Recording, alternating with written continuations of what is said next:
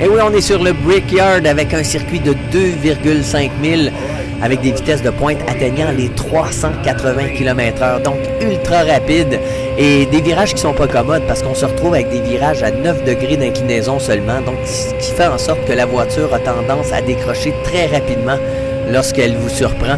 Et parlant de surprise, eh bien, il faudra aussi gérer le trafic parce qu'on le sait, la voiture devient extrêmement délicate à cause des turbulences. Surtout en entrée de virage, la voiture devient beaucoup moins incisive. Donc, on doit jouer avec ce qu'on appelle le Wayjacker, là, ce système qui transfère des masses de gauche à droite pour pouvoir avoir une voiture efficace.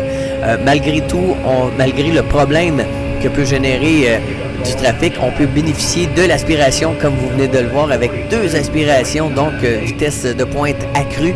Mais c'est pas parce qu'on est seul en piste que c'est aussi facile. Il faut frôler les murets et faire bien attention de ne pas aller en bas de la ligne blanche parce que vous voyez comment la voiture est devenue instable et ça peut vous lancer directement dans le muret.